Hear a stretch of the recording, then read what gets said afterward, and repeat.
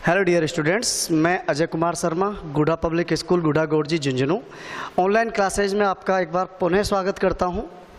तो हम आज बात करेंगे, एक नया अपना टॉपिक है और जिसको हम कहते हैं रिप्रोडक्टिव सिस्टम ऑफ ह्यूमन। ठीक है, तो हम यहाँ पर आज रिप्रोडक्शन के बारे में स्टडी करेंगे। स्टूडेंट्स ध्यान रखना, अपन ने फिजियोलॉजी का अगला टॉपिक ये लिया है, इससे पहले अपन डाइजेशन पढ़ा चुके थे, ठीक है ना। तो अब हम बात करते हैं रिप्रोडक्टिव सिस्टम की। तो सबसे पहले बात आती है कि रिप्रोडक्शन क्या होता है। सबसे पहले क्या बात आती है कि सब आखिर ये होता क्या है। तो रिप्रोडक्शन की यदि हम बात करें तो देखो कि प्रत्येक जीव यानी कोई भी ऑर्गेनिज्म है, ठीक है, अब वो ऑर्गेनिज्म प्लांट्स हो सकता है या वो ऑर्गेनिज्म कौन हो सकता है, एनिमल हो सकता है, ठीक है ना। प्रत्येक पादप है चाहे जंतु है, और प्रत्येक पादप या जंतु है वो क्या करता है, आपने देखा होगा कि अपना अस्तित्व बनाए रखता है और अपनी संख्या को मेंटेन किए रखता है। हमने देखा कि मानव का उद्भव हुआ उस टाइम से लेकर आज तक मानव का अस्तित्व बना हुआ है।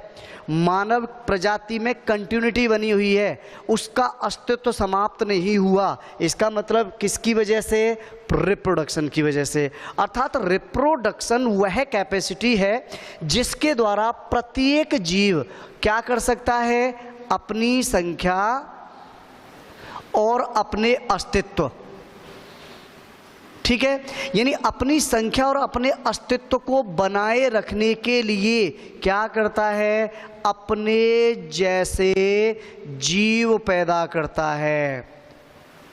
ठीक है, तो याद रखना इसी क्षमता को हम क्या बोल देते हैं, रिप्रोडक्शन। समझ में आ गई। यानी प्रत्येक सजीव अपनी संख्या एवं अस्तित्व को बनाए रखने के लिए अपने जैसे जीव पैदा करता है। इसी को हम क्या कह देते हैं, इसी कैपेसिटी को रिप्रोडक्शन या जनन कहते हैं। तो पता है जनन क्या है, कोई भी प्रजाति है उस प्रजाति में कंटिन्यूटी बनाए, निरंतरता बनाए रखना, या उस प्रजाति के अस्तित्व को बनाए रखने के लिए क्या आवश्यक है, रिप्रोडक्शन आवश्यक है। अब क्वेश्चन आता है कि सब क्या जब जंतुओं का उद्भव हुआ था तभी से रिप्रोडक्शन स्टार्ट हो गया था? क्या आज हम देखते हैं मानव में हम रिप्रोडक्शन, क्या स्टार्टिंग से ही ऐसा रिप्रोडक्शन था? तो इसका आंसर हम पढ़ेंगे। देखो कि शुरू से ही ऐसा नहीं था। एवोल्यूशन, उद्भव हुआ, उद्विकास हुआ, और उद्विकास के साथ साथ क्या हुआ साहब, जो रिप्रोडक्शन है उसकी प्रोसेस भी डेवलप होती चली गई। ठीक है, तो देखो अब हम बात करेंगे कि रिप्रोडक्शन है ना, इसको हम बांट देते हैं कितने भागों में, दो भागों में बांटते हैं। ठीक है, देखो सबसे पहले जब स्टार्टिंग में जीव पैदा हुए थे तो हम देखते हैं साहब अपने सबसे पहले न्यूक्लियर प्रोटीन्स यानी वायरस जैसे जीव बने। उसके बाद हमने बात की सब और डेवलप हुआ तो बैक्टीरिया जैसे, उसके बाद यूनिसेल्युलर जैसे पैरामीशियम आदि का निर्माण हुआ। लेकिन जैसे जैसे उनकी संरचना में डेवलपमेंट होता जा रहा था वैसे वैसे उनमें रिप्रोडक्शन भी क्या हो रहा था, डेवलप होता चला जा रहा था, रिप्रोडक्शन की नई नई विधियां। तो सबसे पहले जो रिप्रोडक्शन की विधि थी वो क्या थी, असेक्सुअल रिप्रोडक्शन। क्या है, असेक्सुअल रिप्रोडक्शन। और सेकंड जो विधि थी वो थी क्या, सेक्सुअल रिप्रोडक्शन। ठीक है, इसका मतलब हमने रिप्रोडक्शन को कितने भागों में बांट दिया, दो भागों में। जो मेनली अपन बात करें तो अधिकांशतः अल्प विकसित जो जंतु होते हैं ना उनमें असेक्सुअल रिप्रोडक्शन ही पाया जाता है। बैक्टीरिया है, वायरस है, अपन बात करें सब यूनिसेल्युलर जैसे अमीबा है, ठीक है ना। अब असेक्सुअल रिप्रोडक्शन क्या होता है, सिंपल सी डेफिनेशन है, वह रिप्रोडक्शन जिसमें याद रखना गैमेटोजेनेसिस नहीं होता, यानी युग्मक निर्माण नहीं होता, युग्मक संलयन नहीं होता। इसका मतलब कि जीव के शरीर से ही कोई जीव बनता है तो उसे हम असेक्सुअल रिप्रोडक्शन कहते हैं। एग्जाम्पल के लिए हम बात करें, जैसे साहब ये क्या है, अमीबा है। अब इस अमीबा में क्या होगा साहब कि इसका जो न्यूक्लियस है वो धीरे धीरे क्या है, विभाजन करेगा। विभाजन करता है तो ऐसी सिचुएशन में इसका जो साइटोप्लाज्म है वो भी धीरे धीरे क्या होता है, दोनों साइडों में इस तरह से इकट्ठा होने लगता है। और एक सिचुएशन ऐसी आती है कि हमारे पास यानी जो अमीबा था उसका संपूर्ण शरीर दो पार्टों में डिवाइड हो जाता है और इस तरह से क्या बन गए, क्या यहाँ पर युग्मक बने? नहीं। क्या यहाँ युग्मक संलयन हुआ? नहीं। यानी जीव के शरीर से ही नए जीव का निर्माण हो गया। क्या कहा? Asexual reproduction. एक चीज और याद रखना कि असेक्सुअल रिप्रोडक्शन के दौरान क्या होता है साहब?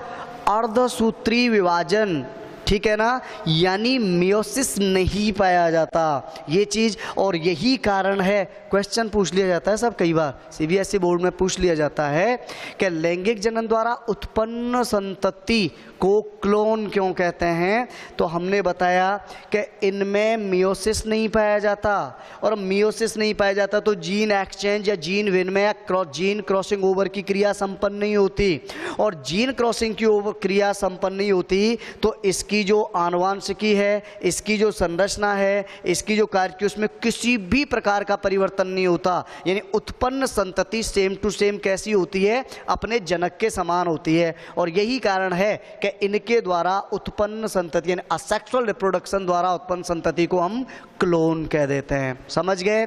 अब एक चीज और याद रखना, पादपों में भी पाया जाता है सेक्सुअल रिप्रोडक्शन, ये चीज याद रखना, ठीक है। अब पादपों में असेक्सुअल रिप्रोडक्शन पाया जाता है ना, उसको हम क्या बोल देते हैं?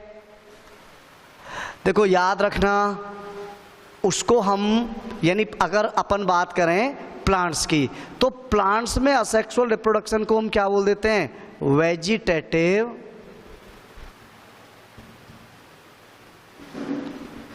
प्रोपागेशन कहते हैं, ठीक है। और वेजिटेटिव प्रोपागेशन का मतलब कायिक प्रवर्धन। याद रखना, क्वेश्चन था, एक प्रश्न पूछा जाता था कि सब क्या अपन वेजिटेटिव प्रोपागेशन को असेक्सुअल रिप्रोडक्शन कह सकते हैं, हाँ या ना? आंसर है हाँ, कह सकते हैं। रीजन, असेक्सुअल रिप्रोडक्शन में भी गैमेट नहीं बन रहे थे, यहाँ भी गैमेट नहीं बनते हैं। यहाँ गैमेट का फ्यूजन नहीं हो रहा था, यानी युग्मक संलयन नहीं हो रहा था, यहाँ भी नहीं हो रहा था, ठीक है। यहाँ भी मियोसिस एब्सेंट था, इसमें भी मियोसिस एब्सेंट है। यहाँ भी उत्पन्न संतति जनक के समान थी जिसको हम क्लोन बोल रहे थे, यहाँ भी। इसमें सारी प्रोसेस सेम है, तो हम वेजिटेटिव प्रोपागेशन को असेक्सुअल रिप्रोडक्शन कह सकते हैं, ठीक है। तो ये चीज़ ध्यान रखना। देखा होगा आलू है, गन्ना है, ठीक है ना, गुलाब है, तो इनमें क्या होगा?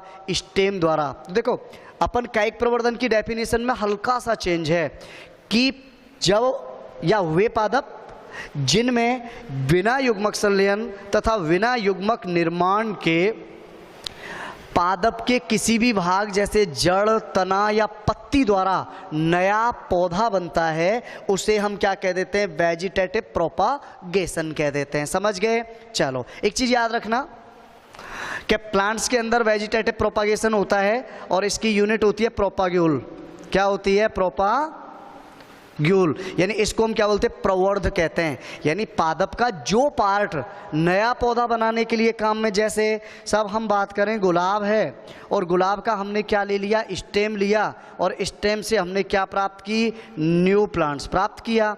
तो याद रखना बेटा, ये जो स्टेम लिया, ये स्टेम क्या है? प्रोपाग्यूल है, प्रवर्ध है। और इस प्रोपाग्यूल से हमने नया पौधा बनाया, इसका मतलब इसी को हमने क्या कह दिया? वेजिटेटिव प्रोपागेशन बोल दिया। ओके, अब सुनो, आगे हम बात कर लेते हैं। एक कई बार प्रश्न पूछ लिया जाता है, असेक्सुअल रिप्रोडक्शन की यूनिट क्या होती है? तो बेटा एक चीज याद रखना कि असेक्सुअल रिप्रोडक्शन की जो यूनिट होती है, यानी असेक्सुअल रिप्रोडक्शन की यूनिट को हम क्या बोल देते हैं? ब्लास्टेमा।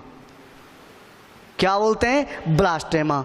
और इनके द्वारा उत्पन्न, और ब्लास्टेमा द्वारा उत्पन्न संतति की यानी प्रोसेस को हम क्या बोल देते हैं? ब्लास्टोजेनेसिस। ओके, और इनसे प्राप्त संतति क्या कहलाती है? ब्लास्टोजिट्स। ठीक है, ये बात हो गई कुछ असेक्सुअल। अब हम बात करेंगे किसकी? जीव जैसे जैसे विकसित हुए, मल्टी सेल्यूलर जीव डेवलप हुए, मल्टी सेल्यूलर से टिश्यू बने और टिश्यू से ऑर्गन डेवलप होने स्टार्ट हो गया। और जब ऑर्गन डेवलप होना स्टार्ट हो गया तो नॉर्मल सी बात है सब, एक सिस्टम बना और वो सिस्टम क्या बना, रिप्रोडक्टिव सिस्टम। और जैसे ही जीव में रिप्रोडक्टिव सिस्टम डेवलप हुआ, उन्होंने कौन सा, सेक्सुअल रिप्रोडक्शन करना स्टार्ट कर दिया। ठीक है, आज हम देखते हैं सब अधिकांशतः विकसित पादप एवं अधिकांशतः विकसित जो प्राणी या जंतु होते हैं उनमें मेनली कौन सा, सेक्सुअल रिप्रोडक्शन पाया जाता है। याद रखना, इसकी प्रोसेस कॉम्प्लिकेटेड होती है, ठीक है ना, और इसके अंदर माइटोसिस एंड मियोसिस दोनों संपन्न होते हैं। अगर हम बात करें डेफिनेशन की तो वह जनन जिसमें युग्मक निर्माण एवं युग्मक संलयन द्वारा नई संतति पैदा होती है उसे हम सेक्सुअल रिप्रोडक्शन कह देते हैं। ठीक है ना। अब देखो, सेक्सुअल रिप्रोडक्शन की बात करें तो याद रखना कि इसमें मेनली जो यूनिट होती है वो क्या होते हैं साहब, गैमेट्स होते हैं। ठीक है ना, गैमेट्स होते हैं और गैमेट्स से क्या बनता है, जाइगोट। तो याद रखना कि सेक्सुअल रिप्रोडक्शन द्वारा या जिन जीवों में सेक्सुअल रिप्रोडक्शन पाया जाता है उनमें सबसे पहली जो स्ट्रक्चर होती है वो क्या कहलाती है, जाइगोट कहलाती है। ठीक है ना। और अपन बात करें इसकी कई, तो सेक्सुअल रिप्रोडक्शन के लिए सबसे प्रथम आवश्यकता क्या है साहब, गैमेट्स चाहिए होते हैं। और गैमेट्स कहाँ बनेंगे, रिप्रोडक्टिव सिस्टम में बनते हैं, एक चीज़। दूसरी बात क्या, इनकी जो प्रोसेस होती है, जैसे असेक्सुअल रिप्रोडक्शन में यूनिट ब्लास्टेमा थी, ब्लास्टोजेनेसिस कह रहे थे, यहाँ गैमेट है और यहाँ हम क्या बोल देते हैं साहब, याद रखना कि सेक्सुअल रिप्रोडक्शन द्वारा संतति पैदा होने की पूरी प्रोसेस क्या कहलाती है, एम्ब्रियो जेनेसिस। अब एक चीज याद रखना कि जाइगोट से कहां तक, एडल्ट या वयस्क प्राणी के विकसित होने तक की पूरी जो प्रोसेस होती है कि सब कैसे गैमेट्स बनते हैं, गैमेट्स कैसे आपस में मिलते हैं, मिलने के बाद जाइगोट बनता है, जाइगोट में क्लीवेज होता है, क्लीवेज के बाद मॉर्यूला है, ब्लास्टूला है, गैस्ट्रूला है, और इस तरह से पूरा क्या होता है सब, एक विकसित जीव बन जाता है, विकसित जंतु बन जाता है।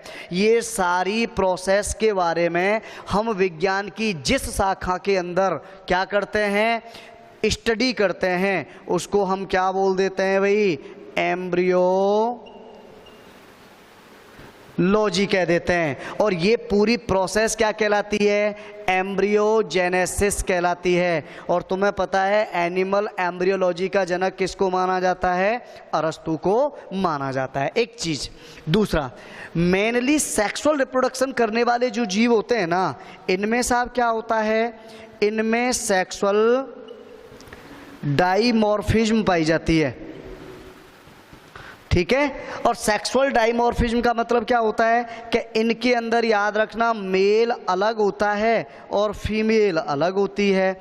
अब हम बात कर रहे थे ह्यूमन रिप्रोडक्टिव सिस्टम की, तो तुम्हें पता है कि मानव के अंदर नर अलग होता है और मादा अलग होती है, और इनमें सेक्सुअल कैरेक्टर होते हैं जिनके आधार पर हम इनको क्या करते हैं, आराम से अलग अलग पहचान सकते हैं कि कौन सा नर है और कौन सी मादा है। जैसे सिंपल सी बात कर लेते हैं, मेल होते हैं उनमें तुमने देखा होगा मेल की आवाज़ भारी होती है, मेल के शरीर पर बाल अधिक पाए जाते हैं, उनकी चेस्ट छाती पर भी बाल होते हैं, दाढ़ी मूंछ होते हैं। ठीक है ना। तो ये सारे लक्षण हैं, ये क्या है साहब, मेल के गौड़लैंगिक लक्षण हैं, ठीक है, या सेक्सुअल कैरेक्टर हैं। फीमेल की बात करें, देखा होगा आवाज़ पतली होती है, स्किन पर बालों का अभाव होता है, स्तन ग्रंथियां डेवलप होती हैं और इनके विशेष क्षेत्रों में वसा का जमाव पाया जाता है, जिनके आधार पर हम फीमेल को मेल से अलग पहचान लेते हैं। ठीक है। याद रखना स्तन ग्रंथि मेल में भी पाई जाती हैं, बट मेल में जो स्तन ग्रंथि होती हैं वो अवशेषी अंग के रूप में होती हैं, वेस्टिजियल ऑर्गन के रूप में होती हैं, सक्रिय नहीं होती। जबकि फीमेल की बात करें तो इनमें स्तन ग्रंथि क्या होती हैं साहब, सक्रिय होती हैं। ठीक है। तो ये चीज ध्यान रखना। अब हम बात कर लेते हैं, देखो सुनो, अगली अब हम यहाँ पर बात करेंगे किसकी, सेक्सुअल रिप्रोडक्शन। तो सेक्सुअल रिप्रोडक्शन है, इसके लिए क्या चाहिए होता है साहब, कि जिन पार्टों के द्वारा या जिन संरचनाओं के द्वारा जीव के अंदर सेक्सुअल रिप्रोडक्शन होता है ना, उस पूरी संरचना को हम क्या नाम दे देते हैं, रिप्रोडक्टिव सिस्टम नाम देते हैं। ठीक है, अब हम बात करें साहब कि मानव में रिप्रोडक्टिव सिस्टम है ना, इसको हम बांटते हैं कितने भागों में, 2 भागों में। ठीक है, तो अगली बात हम किसकी कर रहे हैं, रिप्रोडक्टिव सिस्टम। और रिप्रोडक्टिव सिस्टम को हमने बांटा किसने, 2 भागों में। Number 1 male reproductive system, number 2 female reproductive system. ठीक है, क्योंकि मेल रिप्रोडक्टिव सिस्टम में संरचनाएं डिफरेंट होती हैं और फीमेल रिप्रोडक्टिव सिस्टम में संरचनाएं भी डिफरेंट होती हैं। लेकिन एक चीज़ याद रखना कि मेल और फीमेल रिप्रोडक्टिव सिस्टम के अंदर जितनी भी संरचनाएं पाई जाती हैं उनको हम सेम भागों में डिवाइड करते हैं। जैसे देखो, हम बात कर लेते हैं साहब कि चाहे वो मेल रिप्रोडक्टिव सिस्टम है और चाहे फीमेल रिप्रोडक्टिव सिस्टम है, तो पहले हम बात करेंगे क्या पाए जाते हैं दोनों में, प्राइमरी सेक्स ऑर्गन। ठीक है, और प्राइमरी सेक्स ऑर्गन की बात करें, देखो मेल की बात करें तो मेल में क्या पाए जाते हैं, टेस्टिस, वृषण पाए जाते हैं। और अगर हम बात करें किसकी, फीमेल की, तो फीमेल में क्या पाए जाते हैं, ओवेरीज, अंडा से पाए जाते हैं। ठीक है, इसको हम प्राइमरी सेक्स ऑर्गन क्यों कहते हैं बेटा, सेक्सुअल रिप्रोडक्शन के लिए सबसे प्राथमिक आवश्यकता होती है गैमेट्स, युग्मक। और युग्मकों का निर्माण कहाँ होता है, देखो याद रखना कि मेल गैमेट्स का निर्माण टेस्टिस के अंदर होता है, जिसको हम क्या बोलते हैं, स्पर्म कह देते हैं। क्या कहते हैं, स्पर्म। और फीमेल जो गैमेट्स होते हैं उनका निर्माण अंडाशय में होता है, ओवेरीज में, जिसको हम क्या बोल देते हैं, ओव्यूम कह देते हैं। ठीक है, और एक चीज और याद रखना कि टेस्टिस के अंदर स्पर्म के निर्माण की प्रक्रिया स्पर्मेटोजेनेसिस कहलाती है और ओवेरी के अंदर ओव्यूम के निर्माण की प्रक्रिया oogenesis कहलाती है, जिसके बारे में हम नेक्स्ट वीडियोज के अंदर पढ़ेंगे। ठीक है, यहां शॉर्ट में समझ लो। अब देखो दूसरी बात, सेकंड क्या है साहब, एक्सेसरी सेक्स ऑर्गन। अब एक्सेसरी सेक्स ऑर्गन की बात करें तो सबसे पहले हम बात कर लेते हैं मेल के अंदर। तो देखो मेल में क्या क्या पाया जाता है, नंबर 1 टेस्टिस यहां हो गए, एपिडिडाइमस या जिसको अधिवृषण कहते हैं। ठीक है, उसके अलावा बात करते हैं हम किसकी, वास डिफरेंस, जिसको शुक्रवाहिका कह देते हैं, शुक्रवाहिनी कह देते हैं। ठीक है ना, वास डिफरेंस हो गया, यूरिथ्रा जिसको मूत्र मार्ग कह देते हैं, पेनिस जिसे सेशन कहते हैं, मुख्य कॉपुलेटरी ऑर्गन होता है। ठीक है ना, तो ये एक्सेसरी सेक्सुअल ऑर्गन होते हैं। और अगर हम बात करें किसकी, फीमेल की, तो देखो फीमेल में क्या पाया जाता है, यूटेरस, वजाइना, वल्वा या इनको एक्सटर्नल जेनेटालिया कह देते हैं। ठीक है ना, या भग बोल देते हैं। तो ये कुछ संरचनाएं होती हैं जो किस में पाई जाती हैं, मेल में, यानी द्वितीयक या सहायक जननांगों के रूप में। तो मेल में ये पाए जाते हैं, एपिडाइमस है, वास डिफरेंस है, यूरिथ्रा है, पेनिस है। अगर हम फीमेल की बात करें तो यूटेरस है, वजाइना है, वल्वा है। और एक अगली जो स्ट्रक्चर होती है उनको हम बोल देते हैं क्या, एक्सेसरी सेक्स ग्लैंड बोल सकते हो। ठीक है, अब ये भी क्या है, देखो मेल की बात करें अपन तो मेल में कौन कौन सी पाई जाती है मेनली, एक होता है सेमिनल वेसिकल, शुक्राशय, एक होती है क्या, प्रोस्टेट, और एक होती है क्या, काउपर्स, ठीक है। यानी ये तीन ग्लैंड, तीन प्रकार की सेमिनल शुक्राशय पाया जाता है, प्रोस्टेट पाई जाती है और काउपर ग्रंथि पाई जाती है, ठीक है ना। अब हम बात करते हैं साहब एसेसरी ग्लैंड्स में किसकी, फीमेल की, ठीक है। तो फीमेल के अंदर मेनली क्या पाए जाते हैं, देखो याद रखना कि फीमेल में जो ग्रंथि पाई जाती हैं उनमें नंबर एक तो क्या हो गया, अपने जैसे मेमोरी ग्लैंड्स हैं,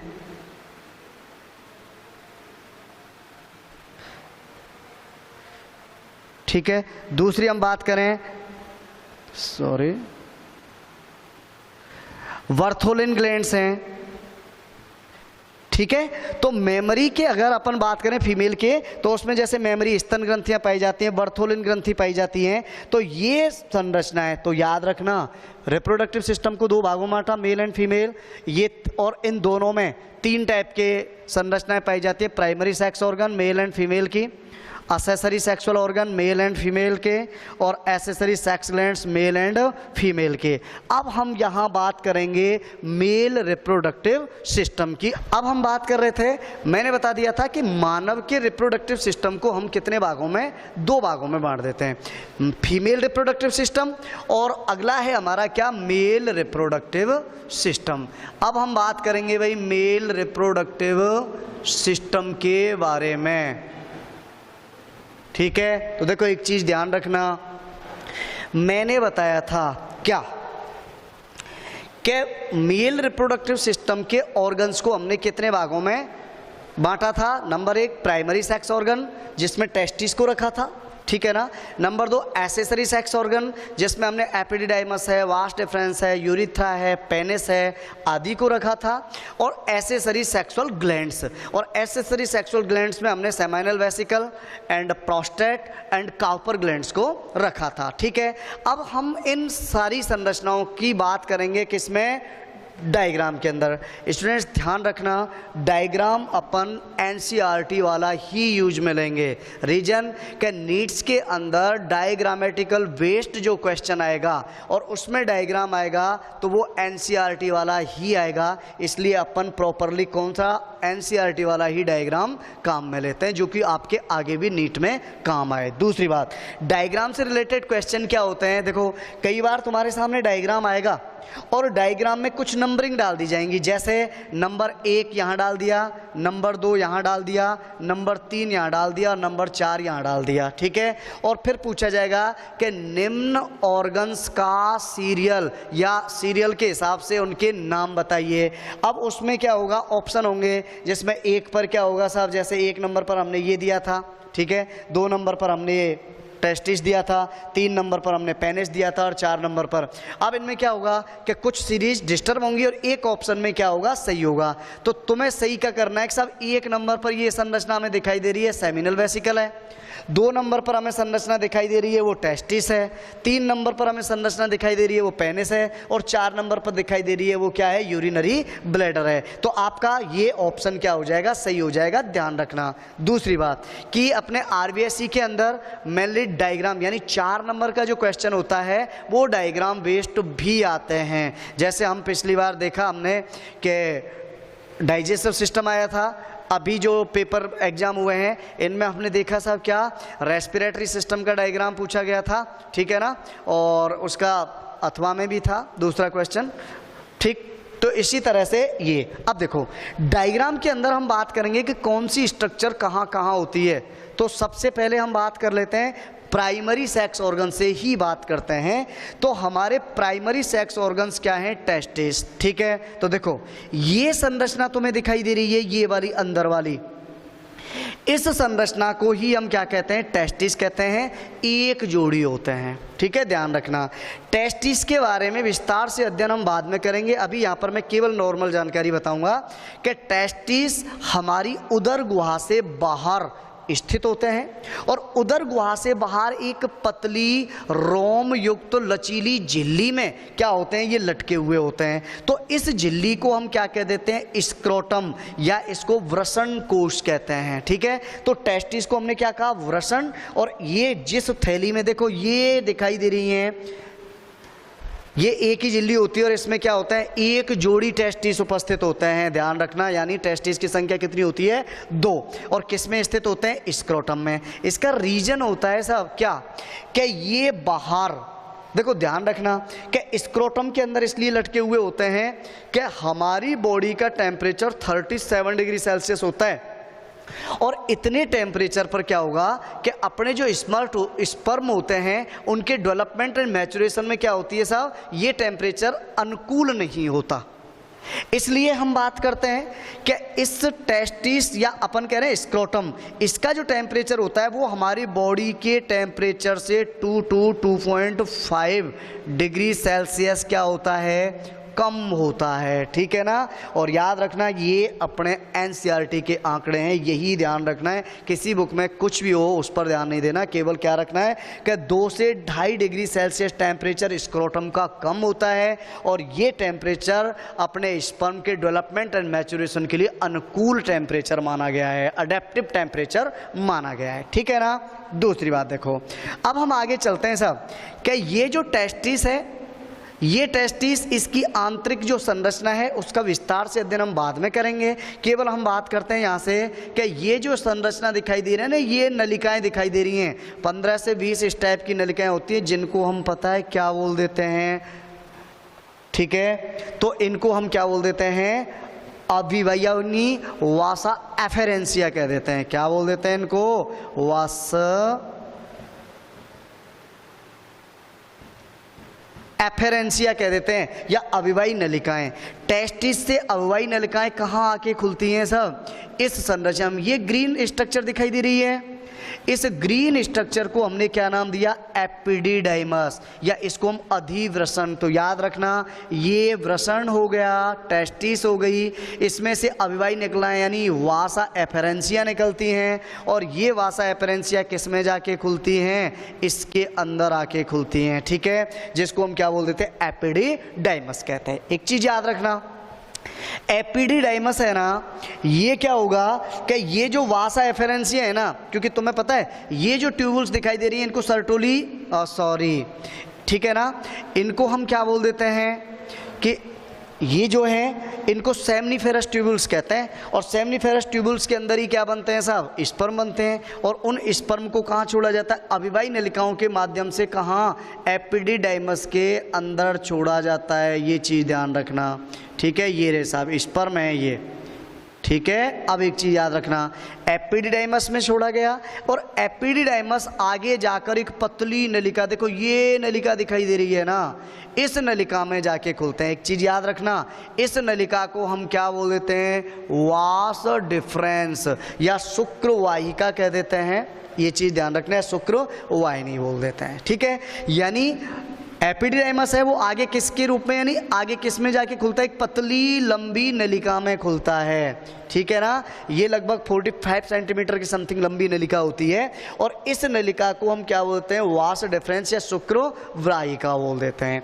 ये आगे चलती है सब इस तरह से, और आगे जाकर तुम्हें पता है ये एक फूली हुई संरचना बनाती है, और इस फूली हुई संरचना को हम एम्प्यूला कह देते हैं। क्या बोल देते हैं इसको, याद रखना, इसको हम एम्प्यूला या तुम्बिका कहते हैं। और पता है इस एम्प्यूला का क्या काम होता है, देखो टेस्टिस के अंदर स्पर्म बने, एपिडिडाइमस उन स्पर्म को आगे कहाँ भेजता है साहब, देखो वासा डिफरेंस में, और वासा डिफरेंस में वो मूवमेंट्स करते हुए इस तरह से शुक्राणु चलते हैं, ठीक है। और वो क्या होगा, लास्ट में आकर यहाँ से इस तरह से चलते हुए और एम्प्यूला में इकट्ठे हो जाते हैं, ठीक है।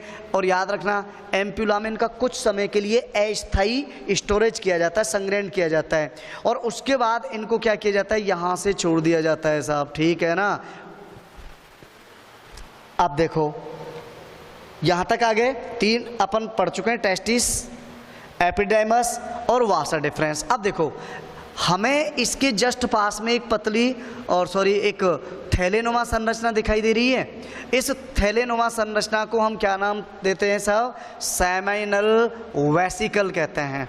क्या बोलते हैं, सेमिनल वेसिकल या शुक्राशय कहते हैं, समझ गए ना। इसका मतलब एम्प्यूला से जो स्पर्म होते हैं उनको कहाँ छोड़ा जाता है, शुक्राशय में आ जाते हैं साहब। और शुक्राशय में रहकर ये क्या करते हैं, क्योंकि शुक्राशय के द्वारा विशेष प्रकार के पोषक तत्वों युक्त एक पदार्थ स्रावित होता है, बाद में बात करेंगे, जिसको हमने सेमिनल फ्लूइड कह देते हैं, शुक्राशय तरल कह देते हैं, ठीक है ना।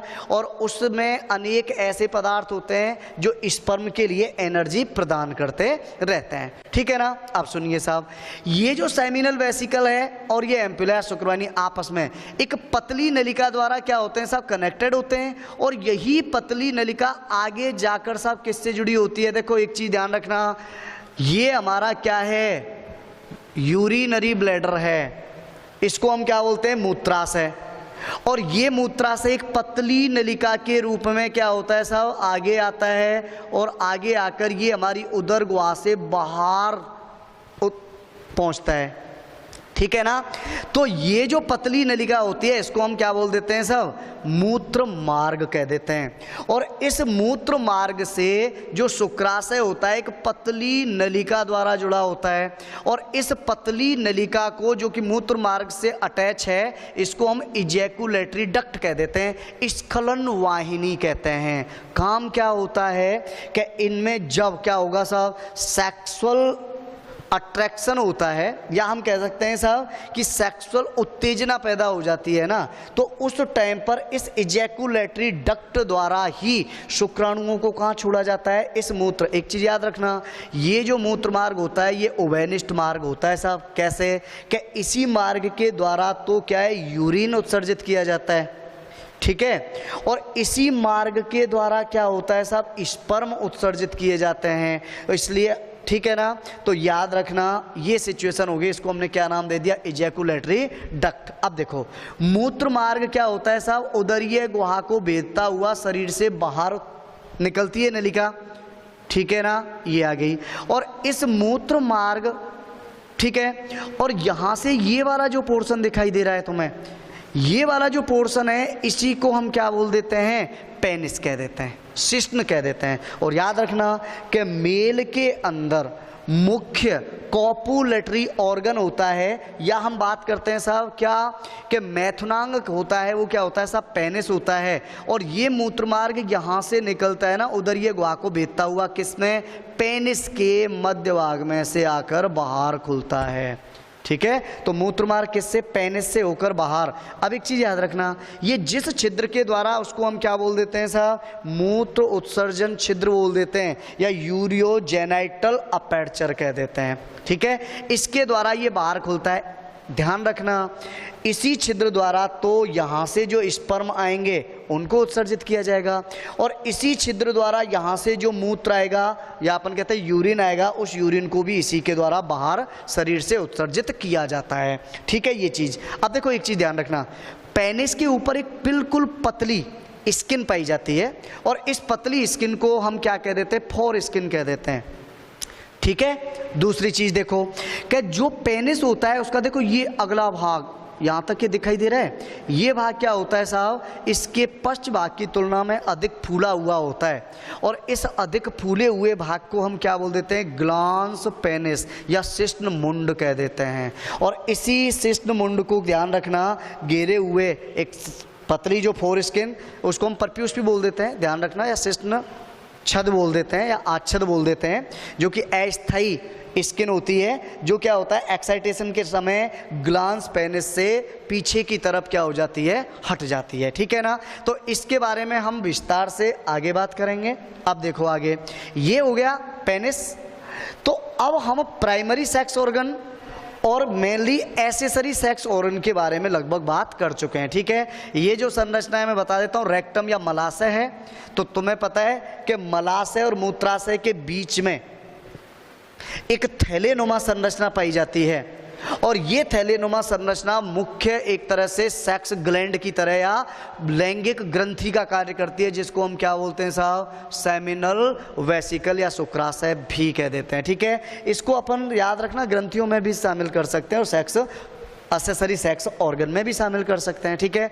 इसी के द्वारा सेमिनल फ्लूइड स्रावित होता है, जो कि क्या करेगा, स्पर्म के लिए पोषक तत्व उपलब्ध कराता है, उन्हें सक्रिय बनाए रखता है। ठीक है, अच्छा, उसके बाद ये जो रेक्टम है ये एक छिद्र द्वारा बाहर खुलता है और उसको हम क्या बोल देते हैं, एनस या गुदा कह देते हैं। ठीक है, इसके बारे में हम डाइजेशन के अंदर ऑलरेडी पढ़ चुके थे। एक चीज़ और याद रखना, यूरेटर मूत्र वाहिनी, किडनियों से जो मूत्र छन छन के आता है वो मूत्र यूरेटर के द्वारा कहाँ, ये देखो साहब, मूत्राशय में भेजा जाता है। ठीक है, तो यह रखना, यूरेटर एक जुड़ी होती है, किधर जुड़ा होता है और एक इधर जुड़ी होती है, दोनों किडनियों से आता है जहां मूत्र छन छन के आता है, ये चीज। अब हम बात करते हैं मुख्य ग्रंथियां, तो एक तो हो गई क्या, सेमिनल वेसिकल। सेकंड हम बात करें, देखो प्रोस्टेट। याद रखना कि प्रोस्टेट जो ग्लैंड होती है वो मूत्राशय के जस्ट नीचे दिखाई दे रही है तुम्हें, मूत्राशय के जस्ट नीचे होती है और ये छोटे छोटे क्या है, पिंडों के मिलकर बनी होती है एक चीज। और इसका जो आकार होता है सिंघाड़े के आकार की होती है ये ग्रंथि। ठीक है ना, इसका मतलब ये इरेगुलर शेप्ड होती है। ठीक, दूसरी चीज ध्यान रखना, कई बार क्या होता है कि इसके जो लॉब्यूल्स होते हैं, पिंड होते हैं, उनमें कई बार कनेक्शन जैसे वृद्धावस्था होती है ना, तो उनका अटैचमेंट हल्का ढीला होता है। तो ऐसी सिचुएशन में क्या होता है कि इनका साइज बढ़ता है प्रोस्टेट का, और प्रोस्टेट का साइज बढ़ता है तो ऐसी स्थिति में मूत्रमार्ग होता है ना वो पिचक जाता है, दब जाता है, कोलैप्स हो जाता है। कोलैप्स होता है तो ऐसी स्थिति में वृद्धावस्था में कई बार व्यक्ति को क्या होता है साहब, मूत्र त्यागने में प्रॉब्लम होती है, दिक्कत होती है। ठीक है ना, चलो ये प्रोस्टेट ग्लैंड हो गई, आगे बाद में और बात करते हैं। इसके जस्ट नीचे हम बात करते हैं साहब गुब्बारे नुमा ग्रंथि होती है, और ये जो गुब्बारे नुमा ग्रंथि होती है डायरेक्ट किससे जुड़ी होती है साहब, हमारे मूत्र मार्ग से जुड़ी होती है। ठीक है ना, प्रोस्टेट ग्रंथि द्वारा प्रोस्टेटिक फ्लूइड स्रावित किया जाता है, ये चीज याद रख लेना। ठीक, अच्छा, अब सुनो, इधर काउपर ग्लैंड होती है साहब, इस काउपर ग्लैंड द्वारा किसी भी प्रकार का पोषक तत्व तो नहीं स्रावित किया जाता, लेकिन इसके द्वारा एक विशेष प्रकार का क्षारीय तरल स्रावित किया जाता है जो अत्यधिक चिपचिपा होता है। ठीक है ना, एकदम, और हल्का एल्कलाइन होता है रीजन, क्योंकि मूत्र मार्ग का माध्यम हल्का अगर एसिडिक होता है तो ऐसी सिचुएशन में स्पर्म को नुकसान हो सकता है। तो देखा होगा कि जैसे ही हमारे अंदर सेक्सुअल एक्साइटमेंट स्टार्ट होता है तो सबसे पहले क्या होता है, कॉपुलरी ग्लैंड एक्टिव होती है, और कॉपुलरी ग्लैंड क्या करती है, अपना विशेष क्षारीय चिपचिपा तरल स्रावित करती है, और उस चिपचिपे क्षारीय तरल से पूरा मूत्रमार्ग क्या हो जाता है सब, उदासीन प्रकृति का हो जाता है, गीला हो जाता है, चिकना हो जाता है, जिससे क्या होगा, स्पर्म को आगे मूवमेंट्स करने में सहायता प्रदान होती है, ध्यान रखना, और इस तरह से इससे स्पर्म आगे बाहर स्खलित कर दिए जाते हैं। ठीक है ना, तो ये सिचुएशन हो गई, ध्यान रखना। तो हमारे मेल रिप्रोडक्टिव सिस्टम के ये सारे पार्ट और इस तरह से क्या होते हैं, ये व्यवस्थित होते हैं। ठीक है ना, अब हम अगले वीडियोज में बात करेंगे साहब कि इनकी जैसे टेस्टिस की इंटरनल संरचना या इनकी आंतरिक या पूरी संरचना का विस्तार से अध्ययन